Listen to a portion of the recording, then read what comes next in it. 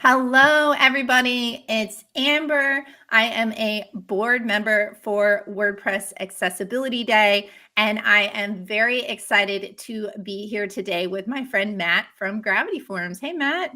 Hey, Amber. Great to see you. I am so happy to be on with you. I feel like we mostly see each other in this live stream or recording format. Yep. But It's either kind that of or fun we're to be climbing. chatting. Yeah, it's either we're seeing us each other virtually, or we're climbing. I think they called it a mountain in Tempe, Arizona. Not quite a mountain for the rest of us, but last time we saw each other, we were hanging off the cliff of a mountain. It was a very big hill. Yeah, it's a big But hill. it was pretty high. Yeah, a So, bluff maybe. yeah. Well, welcome. We're so excited to have you here, and of course, to have Gravity Forms back as a platinum sponsor for WordPress Accessibility Day, which is coming up so fast. It is next Wednesday. For everyone who is watching, if you have not registered yet, please go to 2025.wpaccessibility.day/register. The event starts at 10 a.m. US Central Time on October 15th and will live stream for 24 hours. I say live stream, it's not on like YouTube or anything like that. It is actually going to be on Zoom, but it's going to be via Zoom events. We're going to have captions, sign language interpretation, and 24 fabulous talks. So please go register if you have not done that. It is completely free. So, Matt, for anyone who doesn't know you, can you introduce yourself and what your role is at Gravity Forms? Yeah. So Matt Medeiros, role at Gravity Forms is community evangelist, I think is what LinkedIn says. But I do probably a little bit more than that on the marketing side. So I spend most of my time in marketing, doing the Breakdown podcast. And we have another podcast launching on Monday called Crew Collective. And then I spent some time. Yeah, I spent some time on the product team as well to just sort of bridge that gap from what users and customers are saying and requesting, like, the folks I'm talking to out in the community and on the podcast, trying to bring some of that data or that information and feedback back to the product. And as somebody who's been using the product for a zillion years, like, here's what I would like to see in Gravity Forms. This is what I want, and kind of help the product team make those decisions. That's awesome. Tell me about these two podcasts that Gravity Forms has. What is the existing one and what's the new one that's going to be starting up? It's a dangerous question because I love podcasting. So Breakdown is squarely for the Gravity Forms user, right? So I'm talking to folks who use Gravity Forms in their day jobs, in their agency or freelance life, talking to like certified developers, people who build stuff for Gravity Forms. And we're talking about, how they use and leverage Gravity Forms every single day. That's gravityforms.com/breakdown for that. We have our new podcast coming out, Crew Collective, where I partnered up with a producer friend that I used to work with when I was in the audio industry. And we're building a podcast. Well, crewcollectivepodcast.com is the website. You can go listen to the trailer right now. This is an exploration of space. So this is not something about technology. It's not about software. We're talking to people who are like musicians, directors, authors, comic book writers, video game makers, documentary makers. And we're interviewing them on how they created their particular thing about space. And like outer space? Like outer space, yes. So obviously Gravity and Gravity Forms is all, Rocket Genius is all space oriented. This is like a kind of like a real fun exploration of like how people made their movie, made their, music track, did their book and all that fun stuff.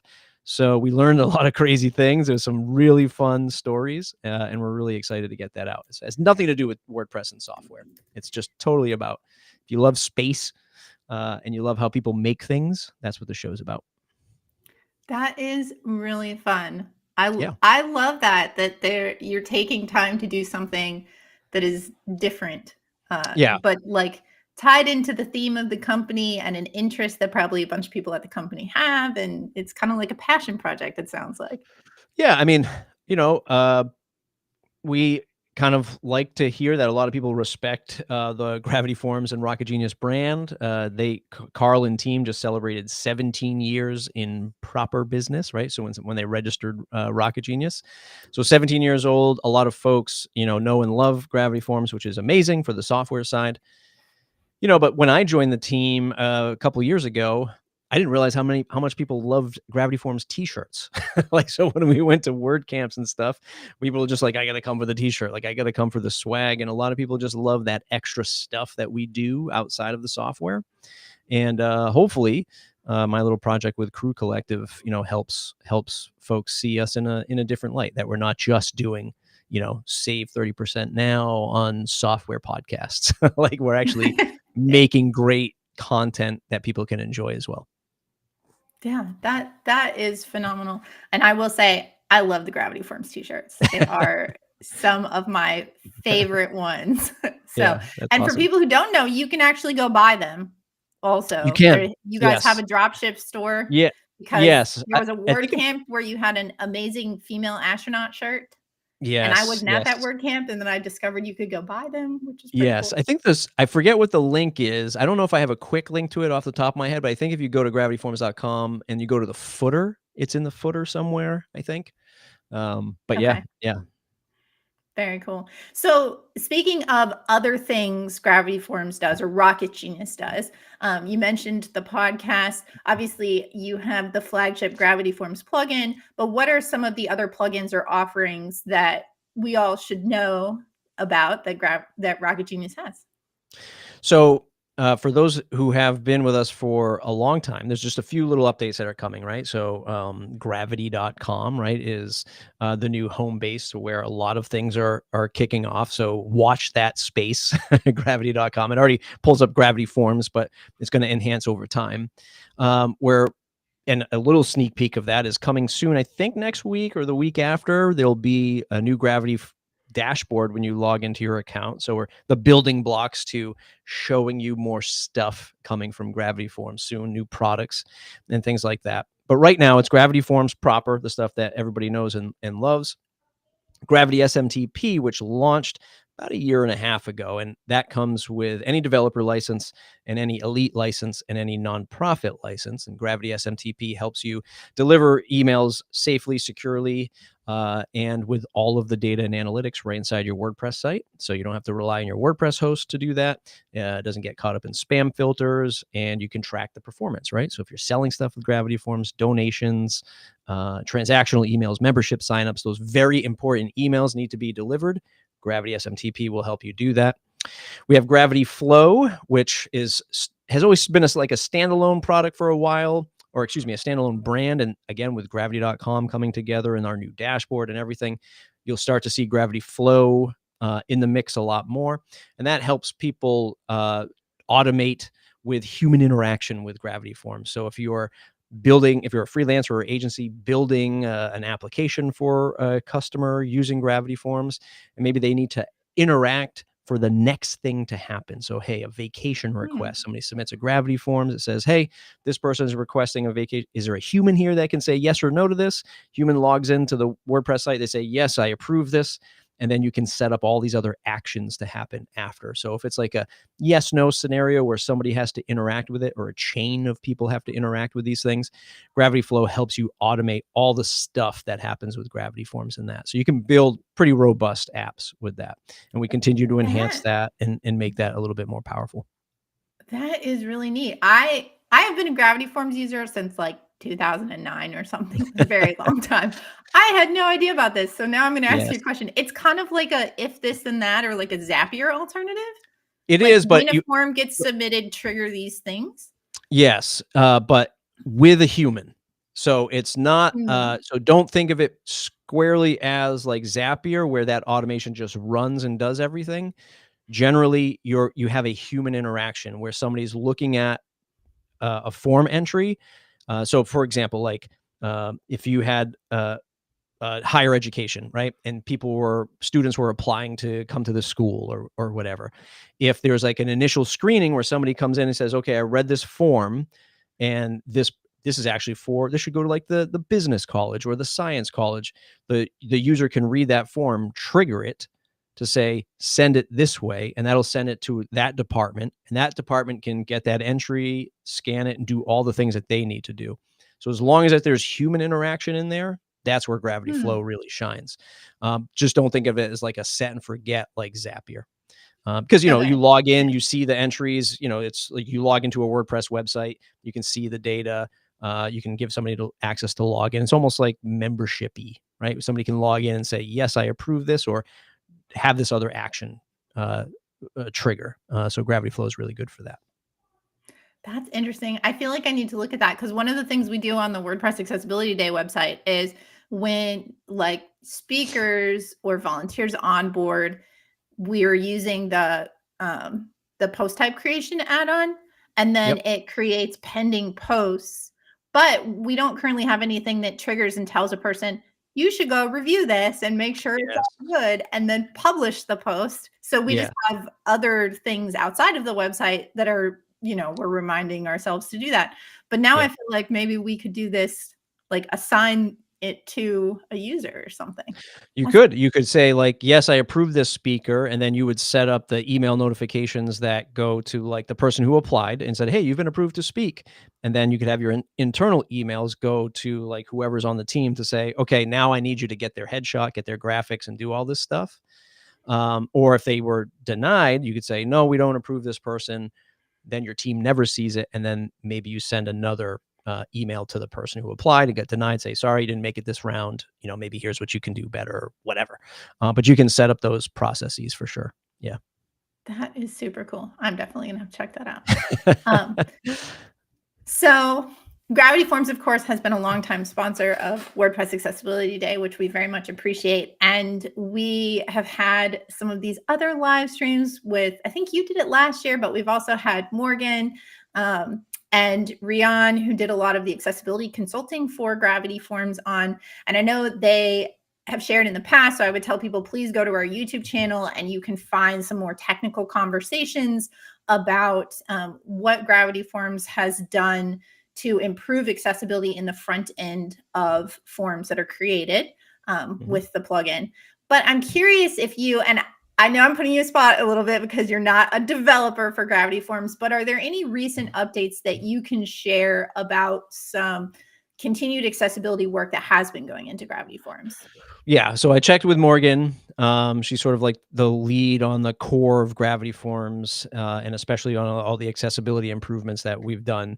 She gave me a huge laundry list of things that have been improved since our last live stream. I won't read them all off. There are a bunch of what I would maybe consider like a few little things, but many little things that have added up to the front end of Gravity Forms that improve accessibility, right? Um, I guess I'll read just a bit of right here. So markup on many settings in the form editor sidebar, add screen reader only headings for the form editor, updated some of the currency drop-down plugin settings in select 2, added a screen reader announcement on the form editor when new field is added to a new form. And there's just like a ton more that they've updated since. The important thing is like it is front and center for the team, and I know especially Morgan, to be improving as much on accessibility as humanly possible, as much as they can possibly do. On the that's on the front end. On the back end, it's I know there are a lot of challenges there with a lot of legacy code. Gravity Forms is 17 years old. Not a lot of other form editing softwares are that old in this space. So we do have a lot of backwards compatibility that we're always wrestling with. So they are making enhancements there. There's going to be in a newer version, there's going to be a much bigger update for the back end. I'm not supposed to say that publicly, but there is. We won't say what version number, but that, We I won't mean, say what version it's number, right? yeah. It's Yeah, exciting to hear that Gravity Forms is continuing to focus and shifting some focus to the back end because, as we yeah, know, people with disabilities need to do the back end. And I'm hoping that other plugins might maybe look at what Gravity Forms is doing and be inspired to do the same thing in their yeah. tools as well. So there's like the form editor where you're building the Gravity Forms, which is not in the post editor, but we have this new feature, the orbital theme feature, which I don't know. I say new, but it's like a year old at this point, I guess. And that's where you can customize the look and feel of Gravity Forms in the post editor, Gutenberg or the block editor, right? When you're making a post or something like that. And then another thing I'm probably not supposed to say, but I'm on the marketing team. We like to make splash. We like to make a splash. We do have an Elementor add-on coming soon, Mm. because Elementor is just very popular. It is a force to be reckoned with. So we're having our official add-on coming soon. So there's just a lot of stuff that we're balancing. It's not just, the front end of Gravity Forms, not just the back end of Gravity Forms. It's that plus how do we do this well with Gutenberg? How do we do this well with Elementor, which is a huge player in the space? So we're trying to balance a lot of this stuff as we launch these products. Well, don't worry. I won't tell anyone. It's just you and me here and a few people watching on YouTube. Yes, I know the marketing team is watching, so it's like they're probably like, "Don't talk about those things yet." Well, I'm curious, you talk about all this balancing. Who uses Gravity Forms? Do you have a typical audience that you think of when you think of your users? Yeah, I mean, for the large part, it's the WordPress developer, freelancer, or agency. That's our sort of, I guess, for lack of a better phrase, our bread and butter with Gravity Forms. And because if we've been around for a while, a lot of folks just add it to their site, and it's just been a thing that they've always done. It's a great muscle memory that we get to leverage in our brand. But over the last few years, or at least since I've been, here at Gravity Forms, we've made a pretty big push into the nonprofit space. We have our nonprofit license, which brings in a whole, set of new users. These are folks who are just like, trying to wrap their head around WordPress, trying to get their nonprofit site out the door, trying to do this thing called content marketing in this crazy, media world online. And then it's like, oh, I'm trying to take donations with Gravity Forms, right? So the nonprofit space has been good. And we're trying to educate and onboard those users a lot. And I'll steal, I'll just hint at one of your other questions about success stories.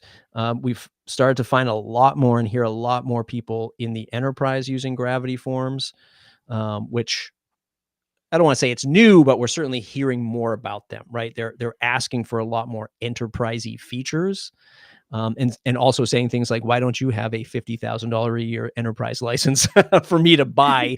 Because that's what we expect. Like $259, that's it. Like, are you guys even real?" It's like, no, this is how the WordPress space works. Like, there is no $50,000 enterprise service license here, but we're hearing a lot more of that lately, which is a good thing to have. I mean, maybe you guys need to have that enterprise license. We talk about it. Maybe I you talk can get about an it. organization that also is related to outer space Yeah. to pay for that. Yeah, some government agency, four-letter acronym, don't know what it is, Things we but aren't supposed to say yeah. on YouTube. Well, so I'm curious then. I know it's mostly initially developers or agencies who maybe put it on the website, but probably also there are just non-technical people who are building Yeah. forms with Gravity Forms after the website launches or managing them later on. Can you share a few specific ways that Gravity Forms help site owners or developers build more accessible forms out of the box? Yeah, so, like I said before, Morgan and the team are trying everything that they can do to, update the code and update the feature set so that everything is as compliant as possible. I know that when you're building a form, whether you're in the back end or if you're using something on Orbital, which is more like in the Gutenberg editor, if you're making certain selections, it's going to warn you not to do that, right? Like, don't hide the field labels, field name labels. If you're using certain colors, like, don't use that color combination because it's hard to read, or the contrast isn't good enough. I forget what the exact message is.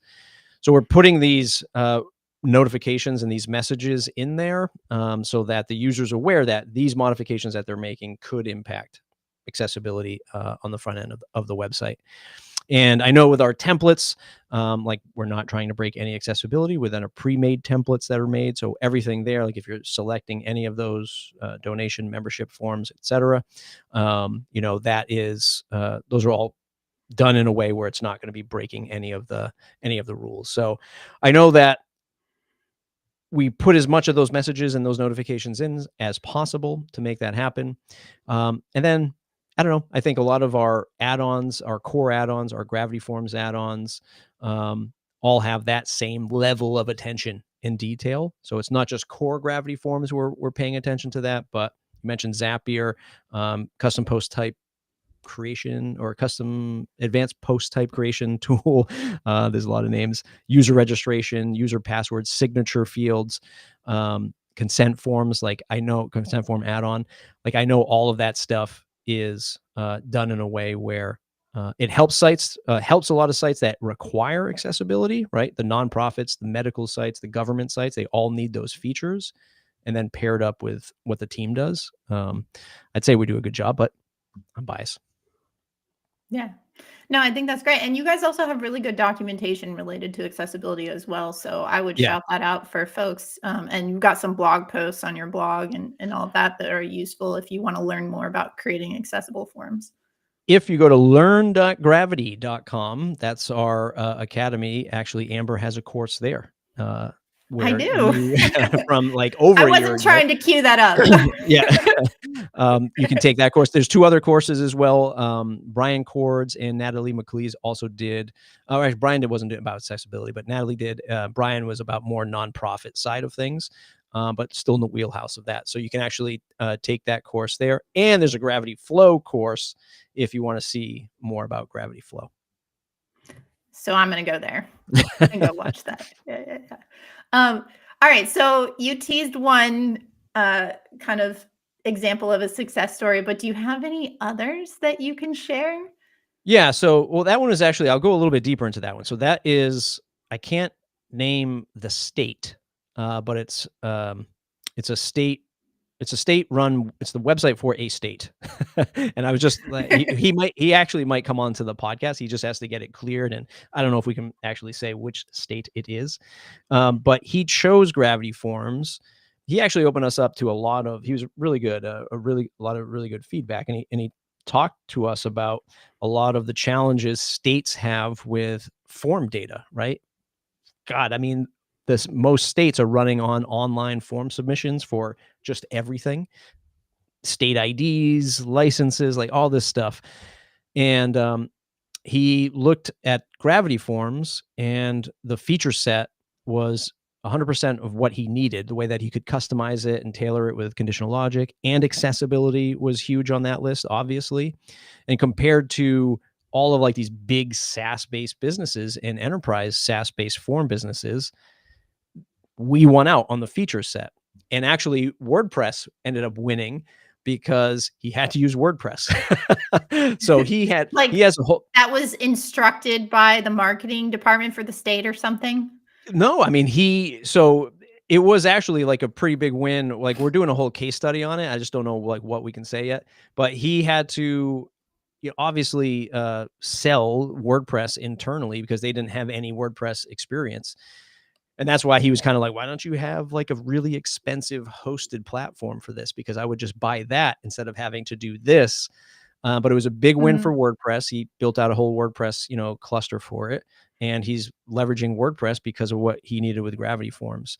And that's been really cool. And like seeing the stuff that they've built with it and the stuff that he's customized is really good. So there's that. And then like what we've been leaning into more too is the alternative for creators, right? So yes, there's the Patreons, there's the Buy Me a Coffees of the world. There's a lot of like membership sites, circles, like these big platforms, but they're all fairly expensive and they all take a nice chunk of your revenue, right? And what we've seen now, and I think people are just getting more savvy to WordPress these days, or we're doing a really good job with marketing. But people using Gravity Forms for those payments and accepting those payments and realizing that, whoa, I don't have to, give a $50 a month plus 8% to Patreon to have like a landing page with content for my listeners. I can do that with WordPress or donations and stuff like that. So we're really starting to see an uptick in that, which is great. That's a whole class of of people who hopefully the easier and better WordPress gets, the more of those customers we get to. Yeah, I think that is a really interesting story on how WordPress has grown, because I think there are a lot of instances where WordPress was not what brought people in, like the features of core. What brought people to WordPress is a specific plugin, Yeah. or theme, maybe, but more likely a plugin. Someone was searching, I need a really good form solution. They find Gravity Forms, and then they decide, okay, well, that means I have to use WordPress because it's a WordPress plugin. Or like there might be Yeah. e-commerce examples where they're searching e-commerce, they find an e-commerce plugin. Oh, okay, I got to use WordPress, right? Yeah. And I think sometimes maybe that's forgotten, that the plugin ecosystem is a huge way that WordPress can and has grown Yeah. just because of the plugins. So Yeah, I mean, I was on another CMS for just real quick. Like I was on another CMS for another project that I do, and when I started, I was like, like let me just get away from WordPress for a little bit and try this thing over here. And then I was running with it. I was like, this feels good. Like, I don't have all this overhead of WordPress. I feel good. And then I was like, let me just go set up that contact form. Wait a minute. Now they don't have, there is no like I have just this HTML thing that I can do, or I link it to, Google Forms or something else. I'm like, I don't really like that. And then like with you, advanced post creations was a big thing because I was like, I could get a form, I could interview people, and that could go right into my WordPress website. I'm like, wait a minute, I can't do that with this. So I ended up going back to WordPress for that project, because of how easy Gravity Forms is, of course, but also like what you can do with WordPress that you just can't do with other CMSs, right? And yeah, learning curve, Mhm. I agree, but also like the power of it once you get over that learning curve is tremendous. Yeah, for sure. I know you've shared a few things that are coming already. Is there anything else on the roadmap for Gravity Forms that we can look forward to or that you want to tease? So on the accessibility side, I would say like a thing is coming, a big boost in accessibility is coming. I can't say which version it is. Um, on the Gravity Forms side is like as a company, yes, definitely watch gravity.com. Like I said, you'll start to see the hint if you're already a customer. The hint of it is starting to appear with the change of the account dashboard, and then we definitely have a new product coming, Q1 of 2026. Awesome. Very exciting. So let's switch gears for a minute and talk about Yep. WordPress Accessibility Day, which is coming up next week. I'm like excited, but also terrified. I'm going to tell you the truth. Like this is like the time of being a conference organizer when all you're doing is putting out fires and being like, oh my gosh, I still have to get this done before people show up. But I know you and I were talking beforehand. You have had a chance to look at the schedule. What talks are you looking forward to next week?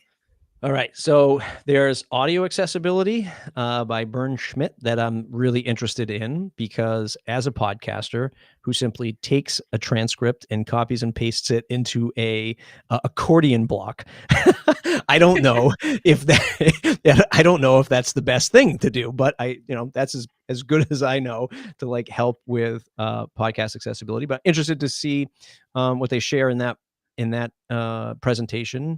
Maybe better player buttons, Mhm. accessibility on like interfacing with like a podcast player. Like really interested to see what happens there and what the benefits are.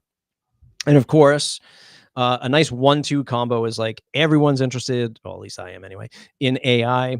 So continuous AI for accessibility, leveraging tools for faster, more inclusive development with Helen.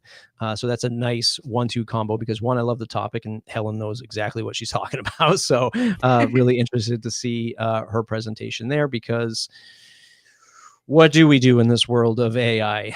Is AI still a thing? Like, I feel like we're kind of going down, but I won't get into that on this show. But really interested to So, see what she has to say there. yeah, Helen, for folks who don't know, is she works at GitHub, Yep. but she is also a WordPress core contributor. And a- everyone should watch that talk because there's some new stuff with automated accessibility testing that is going to be available to all GitHub repos Ooh, here okay. soon, which is really exciting. So, Yeah. That's what, real quick tangent. That's the exciting thing to me about AI is what can it do to help us in that sort of autonomous way, right? Like to me, that's the promise is like if I miss something, it's not about being lazy. It's just, if I miss something, please tell me what it is that I missed and recommend like how I should fix this. And especially in the WordPress world, when you give over a site to somebody, a customer, and if you're an agency freelancer owner, you don't have them forever. Let's face it. We wish we did, but sometimes customers move on budget wise, or just they find something else that they're doing in their business.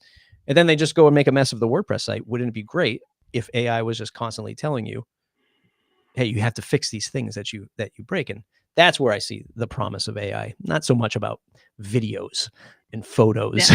Yeah. Well, I'll say, as a fellow plugin developer, I know we've been able to speed up our feature releases, and I don't know if you all are doing this at Gravity Forms or if you even know, but like with having AI code reviews on, like I think we're using CodeRabbit, but also using GitHub Copilot to help write. Like if we have really small GitHub issues that seem minor, I've seen them assign it to Copilot. Yeah. Copilot Yeah. writes a patch and they go back and forth with Copilot, then they test it. And so it might speed up development. So it is very interesting. Yeah, absolutely. Yeah. So the other thing that is really cool that Gravity Forms is doing again this year is that during the event, Gravity Forms is going to be giving away a 12-month elite license, which is valued at $259. People can enter to win that. You have to be registered for the conference, but once you're registered, you log in as an attendee and you can go enter for a chance to win on the Gravity Forms sponsor page. Matt, can you share just a little bit about what that license includes and what people are entering to win? Yeah. So the elite license is our top tier license, has all of the add-ons, unlimited sites. If you're an agency owner or freelancer, you're getting your money's worth on like the first WordPress project that you ship. Even just like demonstrating like what you can connect to and do for your customer is like the absolute, pays for itself kind of thing. So the elite license has all the add-ons. That's all the payment, all the payment processor, all this, Zapier, all the CRM and ERP add-ons that we have, which are all like HubSpot, Salesforce, MailChimp, all of that stuff. And then all the advanced stuff like advanced post creation, user registration, and signature and PDF is all there in the elite license, which is everything you need to build even the most simple website, WordPress website, to membership site with payments and user registration and all that stuff. And then it also comes with Gravity SMTP, so that you can connect up those WordPress sites to any of the email senders that we support, which are like almost all of them at this point. It's 20 plus. And that's really cool. Again, just a little pitch for SMTP is one of my favorite features is, and I don't know if I'm supposed to say this either, but I'm going to say it. Like you I can hope you don't sign up. get fired after this Yeah, podcast. man, I'm gonna be in big trouble here. But so like one of the features that I love, right, especially for small projects that, it might not be just like your personal blog or like whatever, like little projects that just aren't making money yet. When you connect SMTP up, Gravity SMTP up to these email sending services like Brevo, SendGrid, Postmark, they all have free tiers. And one of the cool things in Gravity SMTP is you can set a primary and a backup. So you could sign up for 2 services for free, and primary 1. And if your site all of a sudden gets a bunch of donations, which happened to a nonprofit site that I was helping the other day, it went through all of the free email credits that I had because people started making a donation. It was a big event that we did. But luckily, with the backup, it just went to the other service as the first one ran out, went to the other service and started using those free credits as well. So just a cool little feature that I like in Gravity That is SMTP. really So cool. double I free. bet the I mean, email sending companies really hate that you have that yeah, feature. there's I probably have 7 messages from Carl in Slack right now going, "What are you saying? Get off the internet." Well, so we did have a message from David, who is very excited about this giveaway. He says, Nice. "Woohoo! I love that swag." So Nice. that is really cool. Very generous of you all to do that for our attendees. As we wrap things up, where can people go if they want to find more about Gravity Forms? And I know you said gravity.com. What about connecting with you personally if they have any follow-up questions? Yeah, certainly. So gravity.com, check out all things there. And again, that's going to be changing and evolving really soon. I'm on Twitter, LinkedIn. I'm on all the places, Mastodon, Blue Sky. Just search for Matt Medeiros, and you'll find me there. Absolutely no problem. You want to send me a DM and ask me any questions about Gravity Forms or anything WordPress related. We do monthly webinars at learn.gravity.com. So if you want to see our past webinars or jump on our next one, you can find out more at learn.gravity. And the podcasts, gravityforms.com/breakdown if you want the Gravity Forms podcast, and then Crew Collective podcast if you just want to be entertained about space and like how people are doing things in space. Very cool. Thank you. Thank you so much for joining us today. And for everyone who is watching, again, a quick reminder, go register right now if you have not done it. It's at 2025.wpaccessibility.day/